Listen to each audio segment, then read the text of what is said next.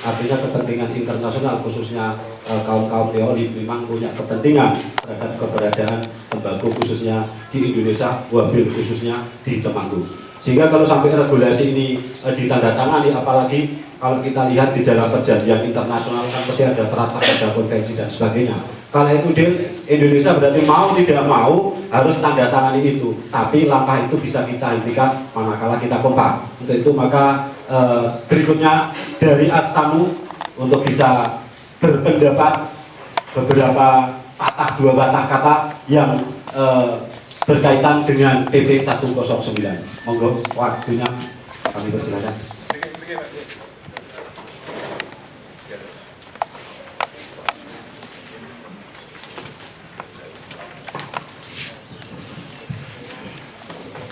Assalamualaikum warahmatullahi wabarakatuh. Waalaikumsalam. Ya, saya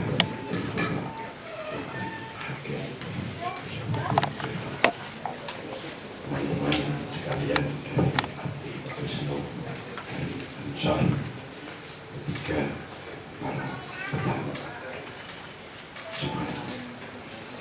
Astanu itu baru lahir setahun yang lalu, Pak. Tapi terbelalak matanya ketika menyaksikan kegelisahan petani tembakau. Kok demikian gelisahnya, itu ada apa? Saya sampai tanya Pak Wisnu, tanya Pak Fuad, ada apa tuh ini sebenarnya? Konon katanya karena ada fatwa MUI dan PP Pengurus Pusat Muhammadiyah yang mengharamkan rokok. Nah, berawal daripada tidak tega. Kalau Pontoh tidak bisa memberikan solusi, menawarkan jalan keluar, kemudian Astanu sepakat dengan teman-teman ini untuk menemani penderitaan para petani yang amat sangat gelisah. Kemudian terbayang oleh kami berbagai dampak yang negatif yang mungkin pasti akan melanda banyak aspek kehidupan di daerah penghasil tembakau. Di antaranya aspek sosial. Mungkin akan banyak orang colong cukup ketika kemudian tembakau ini tidak laku diperjualbelikan orang. Berawal daripada udut ora dilarang ning gone sing ra entuk. Nglinting udut entuk ning ra entuk diudut sak nggon. Ini kan dampaknya kan sangat luar biasa. Maka akan banyak kejatuhan daripada karyawannya, personel-personelnya, sampai dengan wong sing tukang dodol mubeng-mubeng itu, toko sing adol rokok, belum lagi petani-petaninya. Padahal menurut saya tembakau ini sangat luar biasa, teman-teman. Gusti Allah hapian dalam hal ini gawe mongso di sini itu ada dua musim, ketiga dan rendeng. Lama konsekuensinya Tuhan itu telah menciptakan wine sing uripnya bagusnya itu justru dengan terik panas matahari. Dikala tanaman yang lain itu tidak bisa tumbuh, terutama di daerah-daerah di ketinggian yang penghasil tembakau yang bagus, dan itu justru semakin bagus dihasilkan ketika ono gampangane wedoke godhonge lanangane panase ngoten niku to. Nah, ini satu cerita kecil saja. Saya itu pernah mendengar seseorang pangkatnya itu gebayan. Kalau gebayan itu sekarang apa ya? Kadus. Itu malam-malam itu menangis. Salah satu kalimatnya begini. Nah, maafkan Bapak, terpaksa kamu saya kasih makan telo colongan sebab bako ora banjur. Nate wonten, nate, terutama paraan kalau dok briko, dok tidur ini salah satu dampak ketika nanti tembakau itu tidak laku, Pak.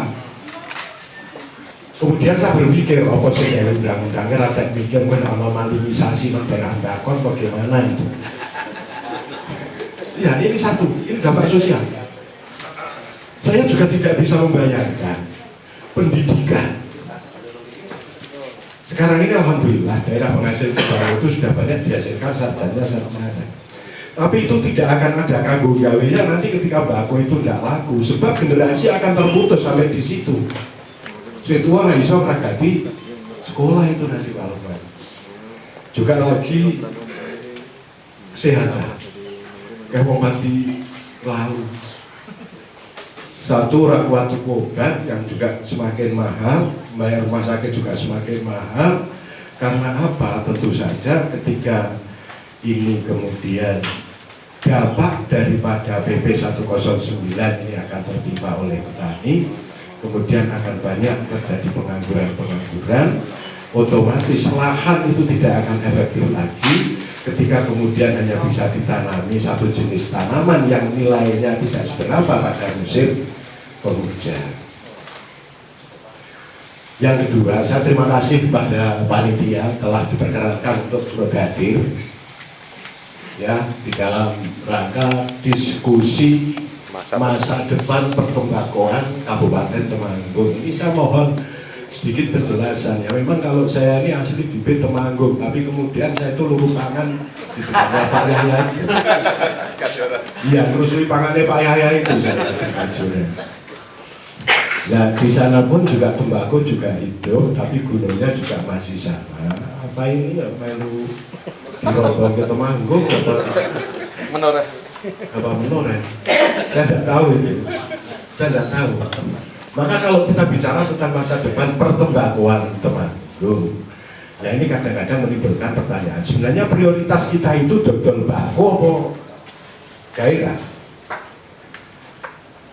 Sehingga apa yang Garut, terus yang Jawa Timuran ini juga masuk definisi Temanggung atau bagaimana? Nah ini saya mohon ini sebab di sini itu ada 3 kelompok pertembakauan Pak Lukman, kelompok bakul pedagang ya termasuk Pak Wisnu ini kelompok pedagang, terus pergembira kalau kayak Pak itu Pak Yami yang pakai ansor itu kelompok pergembira.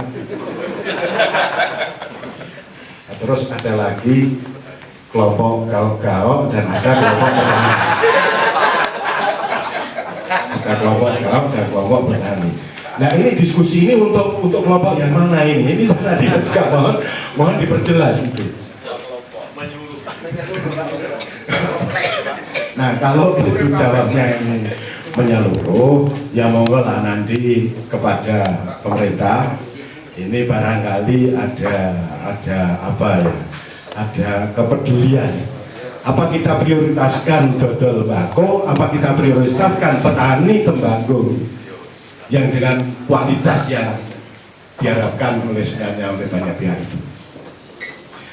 Terus yang ketiga Pak, Astano memang belum bisa melakukan apa-apa, hanya turut prihatin saja. Wes pokoknya tangis petani tembakau itu tangis Astano itu saja. Guyune petani tembakau yaitu guyune Astano itu saja. Saya kira ini saja dulu, mohon maaf. Satu hal Pak bisa ingatkan, dulu Pak Saifuddin itu kalau mau nulis buku itu linting. Saya pernah nungguin itu linting tulisannya. Jadi tidak hanya yang dipaparkan tadi, tapi juga bisa mendapatkan inspirasi yang luar biasa. Maka kalau itu sampai dipotong, nanti saya takut penulis-penulis yang tidak merokok ini akan tidak mendapatkan hasil tulisan yang berkualitas. Sekian saja.